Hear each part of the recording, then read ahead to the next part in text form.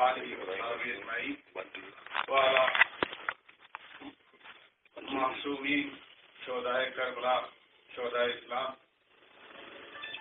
میرے جناب صدر محفل معزز دوستو، میں اس اطلاع کربلا کے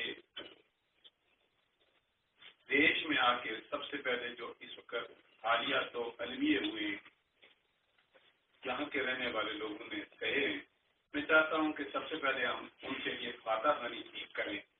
ایک واقعہ تو یہاں کے فرقہ وارانہ فساد میں جو لوگ شہید ہوئے، اور دوسرا 11 سیکٹر والا ہے.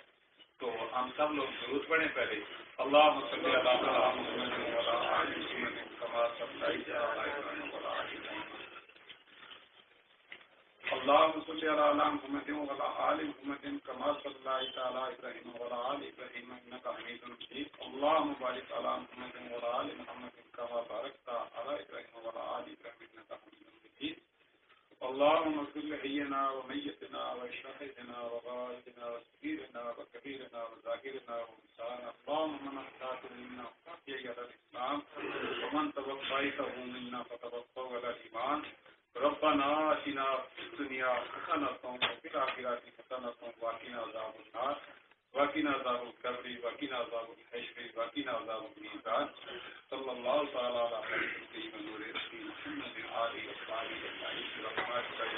اجمعین. میں اتفاق سے 10 منٹ دوں گا اور میں جماعتی نقطہ نظر سے، اسٹیبلشمنٹ کے نقطہ نظر سے یا اسٹیبلشمنٹ کی مخالفت کے نقطہ نظر سے گفتگو نہیں کروں گا. ایک پروفیشنل وکیل کی حیثیت سے جو ہم سے بھی اور جو ہم سے غلطی ہوئی آپ کے ساتھ، جو میرے بزرگوں سے ہوئی، اس پہ مختصراً اشارتاً کنایتاً گفتگو کروں گا، جس کے 3 سبجیکٹس ہوں گے. ایک اس کا آئینی ہے، دوسرا معاشی اور انتظامی، جو جن وکلا کو مل بیٹھ کے جو ہمارے پاس ایکسپیرینس موجود ہے کانسٹیٹیوشنل، آپ کے پاس. میرے بھائی نے بڑا اچھا طرح مسئلہ دیا کہ اس میں سب سے پہلے جو قومیتیں کریٹ کرنے والے عنصر ہیں اس میں ہم نسل ایک ہے، زبانیں ہماری مختلف ہیں اور ہمارے مفادات ایک ہے. ایک ہی یہ روٹ تھا جو دنیا کا ایک روٹ رہا بس یہ شہر رسو سے. ہندوستان بھی یہاں سے چلا، ابن بطوطہ بھی چلا، اور اس سے پہلے 2 چینی سیاح بھی یہیں سے گزرے. بدھا کی تعلیمات یہیں سے ہو کے تبت سے ہوتی ہوئی جاپان تک پہنچی، جس پہ آج بھی ریسرچ ہو رہی ہے. ہم ایک تاریخی مشترکہ تاریخی رستے کے ہم مالک ہیں.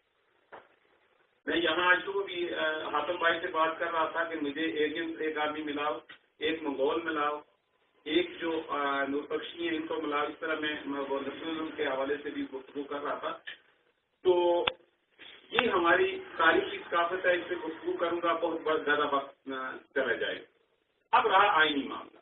میرے دوست بھائی نے یہاں کہا کہ آئینی طور پہ میں نے رات کو کانسٹیٹیوشن آپ کو پڑھا. آزاد کشمیر کا کانسٹیٹیوشن کوئی مثالی چیز نہیں ہے. آزاد کشمیر کے کانسٹیٹیوشن کے اندر 2160 ہے سیکشن، اور آپ کے ہاں وہ 33 ہے، جس کے تحت چیئرمین کشمیر کونسل جو ہے وہ مہاراجا ہری سنگھ کی شکل میں موجود ہے. میں کانسٹیٹیوشنل بات اس لیے کر رہا ہوں کہ مہاراجا ہری سنگھ کسی اسمبلی کے سامنے جواب دہ نہیں تھا. چیئرمین کشمیر کونسل آپ کی اسمبلی کے سامنے بھی جواب دہ نہیں ہے، آزاد کشمیر کی اسمبلی کے سامنے بھی جواب دہ. اس کو کوئی اسمبلی الیکٹ نہیں کرتی. ہماری بھی اس میں مشترکہ کامن بات یہ ہے کہ نہ گلگت بلتستان اسمبلی اس کو منتخب کرتی ہے، نہ آزاد کشمیر اسمبلی کرتی ہے. کونسل کا جو لا ہے اس کی اتھینٹیکیشن اسمبلی سے ضروری نہیں ہے، ہماری سے بھی نہیں ہے، آپ سے بھی نہیں ہے. جو سبجیکٹس آپ کو 49 یا 52 دیے گئے ہیں وہ سبجیکٹ سارے نارمل ہیں. جو اصل سبجیکٹس ہیں وہ 54 ہمارے 52 لیے. آپ کے شیڈیول 3 میں انہوں نے 54 سبجیکٹس جو ہیں اوریجنل لے لیے. آزاد کشمیر کا جو کانسٹیٹیوشن ہے اس میں ہماری جو اس وقت کوشش ہو رہی ہے وہ یہ ہو رہی ہے کہ کشمیر کونسل کے رول کو ختم کر کے سیلف گورنمنٹ کا جو تصور 1900 میں ایک بات اپنے دوستوں کو بھی میرے خیال میں نہیں پتا 1900 93 سے لے کے 16 اپریل 2011 تک میں ٹیک ٹو ڈپلومیسی کا بھی ممبر رہا ہوں، جس کو اناؤنس کرنے کی ضرورت نہیں ہوتی. تو ٹیک ٹو ڈپلومیسی میں بھی اسی بات پہ ہمارا تھا اور آج بھی ہے، اور آپ لوگ بھی اس بات پہ جو میں آپ سے شیئر کر رہا ہوں، مشاورت کر رہا ہوں، یہ تقریر بھی کہ یہ کشمیر کونسل کا جو رول ہے وہ صرف 3-4 معاملات میں، سیکیورٹی کا معاملہ ہے، کرنسی کا معاملہ ہے، فارن ٹریڈ کا معاملہ ہے، اور چوتھا جو ہے اگر جو انٹرنل سیکیورٹی ہے اس کا معاملہ، یہ 4 چیزیں اگر گورنمنٹ پاکستان دے دے تو سب گورنمنٹ ہم دونوں کو اس طرح کی ملنی چاہیے. اس پہ جو وکلا ہیں یہ پولیٹیکل پارٹیز کو اس بات پہ لے آئیں، کیونکہ ہمارا سب تجربہ یہ ہے. تب اب کانسٹیٹیوشن کو میں اکنامکس کے ساتھ ملا رہا ہوں یہاں انسلیٹی طور پہ، اس گفتگو اور ریتم کے طور پہ، کہ ہمارا سب تجربہ یہ ہے کہ 1970 میں ہمیں پہلے آرڈر دیا گیا، کانسٹیٹیوشن آرڈر دیا گیا، اور 1971 میں ہمارے یہاں ایک MIDC بنی، منرل ریسورسز کی وہ ایک ہماری کارپوریشن بنی. آج تک وہاں کا چیف سیکرٹری ہی اس کا کرتا ہے. تو یہاں میں سیکرٹری اسمبلی کے پاس بیٹھا پرسوں، تو جہاں میں نے اسے عرض کیا کہ وہ غزل تھے کہ یو آر سن آف شاید، اور آپ اس طرح کی چونکہ اسلام آباد میں بھی رہ کے آئے تو آپ سیٹ اپ ایسا بنائیں کہ یہاں کے لوگوں کی کم از کم زمینیں تو لوگوں کے پاس بچیں. یہ جو نالوں میں ہر جگہ میں نے دیوار بندی دیکھی ہے، یہ میری علم میں یہ ہے کہ لوگوں نے خرید لی ہے. تو آپ ڈوگرا ٹیم کا جو دوسرا میں آپ کو مشاورت یہ دے رہا ہوں کہ ایک تو انتظامی لحاظ سے ایسے سیٹ اپ کی طرف جائیں. جو آپ کے پاس اس وقت کانسٹیٹیوشن ہے، یہ کانسٹیٹیوشن آزاد کشمیر کے کانسٹیٹیوشن کا ہی ایک حصہ ہے، بلکہ اس سے بھی آپ کو تھوڑے اختیارات کم دیے گئے. آزاد کشمیر کے کانسٹیٹیوشن کا مطالبہ کرنے کے بجائے آپ یہ کہیں کہ کانسٹیٹیوشن میں جو کونسل کا کردار ہے اس کو لمیٹڈ کیا جائے، اور وہ جو 6 نمائندے آپ چنتے ہیں اس کے علاوہ کوئی نمائندہ نہیں چاہیے. ہم نے بھی وہاں یہی وکلا نے شروع کر رکھی ہے کہ ان الیکٹڈ ممبر جو ہیں وہ کشمیر کونسل کے نہیں ہونے چاہیے، اور کشمیر کونسل کا بجٹ اور کشمیر کی اسمبلی، دونوں ریجن کی اسمبلیوں کا بجٹ یہ ایک ہونا چاہیے. ایک ملک 2 بجٹ. ایک ملک اسمبلی کے بل کی صدر سے ضرورت پڑتی ہے اتھینٹیکیشن کی، کونسل کے بل کی نہیں ہے. ایک اور یہ نوٹ کریں گے میرے جو سینئر ساتھی ہیں کہ آزاد کشمیر میں آزاد کشمیر گورنمنٹ کو اڈاپٹیشن آف لا کی اجازت ہے، آپ کے یہاں کونسل کو ہے. یعنی آپ کی اسمبلی اتنی بے اختیار ہے کہ پاکستان کے کسی قانون کو بھی وہ اڈاپٹ نہیں کر سکتی. میں نے کل بھی مطالعہ کیا، آج بھی مطالعہ کیا، بڑے غور سے کیا، جب آیا تھا اس وقت بھی کیا. تو یہ بات جو ہے کہ اگر آپ کی گورنمنٹ کو، یہ چیف منسٹر صاحب کو بھی میں آپ کے خط لکھوں گا، آپ لوگ بھی یہ قرارداد کریں کہ اڈاپٹیشن آف لا بھی کم از کم آپ کو پہلے مرحلے پہ اجازت ملنی چاہیے. ایسے مراحل میں یہ دیکھیں کہ آپ ایک دم جنگ کر کے سارے وہ نہیں لے سکتے. اپنی تحریک پاکستان کو لیں کہ 1940 کے بعد جب مختلف کمیشن آ رہے تھے تو اس وقت کی جو مسلم لیگ اور کانگریس کی سیاست تھی، آہستہ آہستہ وہ اختیارات کو لے رہے تھے. آپ کا مرحلہ شروع ہو گیا ہے، اس میں ہم ایکسپیرینس کی بنیاد پہ آپ کو بتا رہے ہیں کہ یہ 2 باتیں آپ کو کرنی لازمی ہے. آپ اپنی قرارداد کر کے اپنے چیف منسٹر تک یہ بات پہنچائیں تاکہ آپ کے جو وسائل ہیں ان وسائل کا کرتا یہاں وہاں کا آیا ہوا لینڈ آفیسر نہ کرے، بلکہ آپ کی اسمبلی کے پاس ان وسائل کے بارے میں موجود ہونا چاہیے. ہم نے لینڈ آفیسرز کو دے کے پاکستان کی محبت میں آج ہم رو رہے ہیں. آج ہمارے پاس پاکستان کی 1000 جماعتیں موجود ہیں، 1000 آدمی بولنے والا موجود ہے، لیکن آزاد کشمیر کے طالب علم کا، آزاد کشمیر کے نوجوان کا مستقبل اپنے وسائل پہ نہیں ہے، بلکہ وہ رحم و کرم ہے. ہر یونین کونسل جو ہے وہ تحصیل ہے، اور ہر تحصیل جو ہے مجرہ بن گیا. صرف بیوروکریسی پیدا کی گئی، معاشی وسائل نہیں پیدا کیے گئے روزگار کے. تو میں اس معاملے میں یہ بات آپ کو کانسٹیٹیوشن اور اکنامکلی یہ 2 باتیں آپ کے گوش گزار کروں گا. اب رہ گیا انتظامی معاملہ. انتظامی معاملے میں بینگ اے پروفیشنل میں آپ سے ایک عرض کروں گا کہ کوشش یہ کریں کہ جو آپ کی یہ عدالت آئی ہوئی ہے یہ کرپشن سے دور رہے اور قومی مفاد کی بات سوچنے کی بات کریں. ایسے آفیسر، یہ آپ کی چونکہ پہلی گورنمنٹ ہے اور آپ کو پہلا ایکسپیرینس ہے کہ کرپشن ایک تو ایفیشینٹ ہونا چاہیے، اور دوسرا آپ کی جو انتظامیہ ہے اس میں چیف سیکرٹری کو پوچھ کر کے یہاں کے وسائل کو لوٹنے کی بات نہ ہونی چاہیے. اس پہ کم از کم بات کو ہمیشہ یکجا رہنا چاہیے، شیعہ سنی سے ہٹ کر، جماعتی افیلیشن سے ہٹ کر. یہ جتنی باتیں وہاں سے آ رہی ہیں آپ کے پاس، یہ جو ہے یہ گلگت بلتستان جو ہے یہ بلوچستان کا ریکارڈ ہے. یہ پہاڑ خالی نہیں ہے، ان پہاڑ پہ پوری دنیا، ان پہاڑوں پہ دنیا پوری کی جو ہے. مجھے بڑی خوشی ہوئی ہے ایڈورٹیزمنٹ پڑھ کے کہ مرلن ووڈ کو جو آپ نے یہاں ٹھیکہ دیا جنگلات کے بارے میں، اس کے بارے میں کم از کم آپ کی جو سویلین انتظامیہ تھی اس نے اس کی ایڈورٹیزمنٹ کی ہے. ہمارے یہاں اس کو دیا بغیر ایڈورٹیزمنٹ کے، اور اس کے خلاف میں نے ریٹائر کی ہے. تو بات یہ ہوتی ہے کہ اس طرح کی جو چیزیں ہیں، ان چیزوں کو آپ لوگ یہاں اس کو کریں، اپنے باہر کی سطح پر ریزولیشن کے تحت بھی کریں، ریزولیشن پہ کیا کریں. ہر 15 دن کے بعد جو نئی باتیں آتی ہیں جو آپ کے وسائل پہ، آزاد کشمیر کے لوگوں کو گردن پہ جس کا پاؤں ہے ان کو وہاں سے نکالنا چاہیے. آپ کی گردن پہ جس کا پاؤں آیا ہوا ہے آپ کو وہاں سے نکالنا چاہیے. ہماری جدوجہد کا یہ اس وقت ایک فیز بنتا ہے، being a lawyer, being a politician. یہ ان کا اپنا معاملہ ہوتا ہے، ان کے اپنے مینیفیسٹوز ہوتے ہیں، لیکن بینگ اے لائر جو ذمہ داری ہم پہ ہے، کیونکہ لائرز موومنٹ میں ہمارے کو جاتے رہے. میرے گھر میں یہ آپ سے دوست کچھ 8 ستمبر والے فنکشن میں میر پور گئے تھے، تو گلگت سے آپ کے بھی شاید تھے. تو میں یہ کہتا ہوں کہ یہ انٹریکشن میں ہم یہ باتیں ساری سیکھ رہے ہیں، اور یہ ہونی چاہیے. میرے دوست نے یہاں کہا کہ صدر ایک ہونا چاہیے. اس معاملے میں آپ کی 2 بڑی باتیں، اگر یہ بات مانتی ہے ٹیٹولر ہیڈ کے طور پہ پریزیڈنٹ ایک ٹرم میں یہاں کا ہو، دوسرے ٹرم میں وہاں کا ہو جائے تو کوئی اس میں مذائقہ نہیں ہے، لیکن یہ بات آپ تک ہے. اب رہ گئی ماضی کی بات. میں سب سے پہلے یہ معافی میں جو پہلے مانگنی چاہیے تھی، میں یہ مانتا ہوں کہ ہمارا 1.5-2 گھنٹے کا راستہ بھی تھا، 3 گھنٹے کا بھی تھا، اور سب سے جو دور ہے وہ 5 گھنٹے کا اسلام آباد سے راستہ.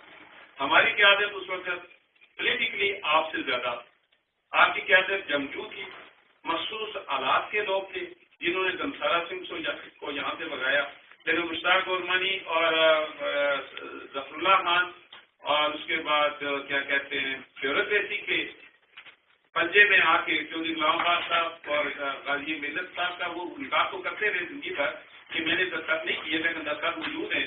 معاہدہ کراچی کے بارے میں جو ہماری قیادت نے غفلت کی ہے، مجرمانہ غفلت کی ہے، میں ان کی اولاد ہونے کی حیثیت سے آپ لوگوں سے، آپ کی قوم سے معافی مانگتا ہوں. اور میں یہ کہتا ہوں کہ یہ جو مجرمانہ غفلت ہوئی ہے، خواہ وہ 1948 میں ہوئی ہو، 1968 کے اثرات ثلاثہ میں ہوئی ہے جس میں جناب کیس خورشید، جناب مجاہد احمد سردار محمد عبد الکریم خان، جناب غازی ملت محمد ابراہیم خان شامل تھے. انہوں نے 70 کے لیے اپنے لیے آرڈر لیا، گلگت بلتستان کو چھوڑ دیا اسٹیبلشمنٹ کے ساتھ. میں اس کے لیے بھی آپ سے معافی مانگتا ہوں. لیکن میں یہ کہتا ہوں کہ جو آپ نے قربانی دی، جو آپ نے محنت کی، جس طریقے سے آپ نے 1997 کا وہ لیا اور 2009 کا یہ آرڈر لیا، میں اس پہ آپ لوگوں کو مبارکباد دیتا ہوں. لیکن تھوڑی تھوڑی ہم نے بھی مدد ساتھ ضرور کرتے رہے. انٹرنیشنل فورم پہ یہاں جس طریقے سے ہمیں دبایا ہوا ہے مختلف اداروں نے، تو میں اوپن کہتا ہوں ISI نے ہمیں دبایا ہوا ہے، پاکستان کی اسٹیبلشمنٹ میں دبایا رہا، ہمارے انٹلیکچوئل کو خریدا گیا، ہمارے استاد کو خریدا گیا، ہمارے یہاں پولیٹیکل پارٹیز کے ونگ قائم کیے گئے. یہاں مطلب سادہ میں 80 میں جب یہاں آیا تو قاضی صاحب تھے یہاں، امام مسجد اللہ مغفرت کرے میرے خیال فوت ہو گئے، تو شیعہ تو یہ دونوں کے وہاں ہیں، ان کے پاس میں رہا، میں اس وقت BA میں پڑھ رہا تھا. تو اس وقت ایک ماحول کریٹ کیا جا رہا تھا. اور اس کے بعد آج میں نے جب رزلٹ دیکھے، میں کوہستان سے گزرتے ہوئے آہستہ آہستہ جہاں کے نقطہ تھا، میں کیونکہ مشنری کی عادت ہے تو میں پوچھتا آیا تو وہ پیک پہ آیا ہوا ہے. تو جب کوئی چیز پیک پہ جاتی ہے اللہ تعالیٰ اس کو نیچے کی طرف ہی لے جاتا ہے. تو انشاءاللہ یہ چیزیں بھی ختم ہوں گی. لیکن امپارشل کے بینگ کے آپ ان چیزوں پہ نظر رکھیں گے. یہ چیک اینڈ بیلنس ہے، یہ گورنمنٹ کا چیک اینڈ بیلنس ہے، یہ پولیٹیکل پارٹیز کا چیک اینڈ بیلنس ہے، یہ ایگزیکٹو کا چیک اینڈ بیلنس ہے، آپ لوگوں کے ہاتھوں میں ہے.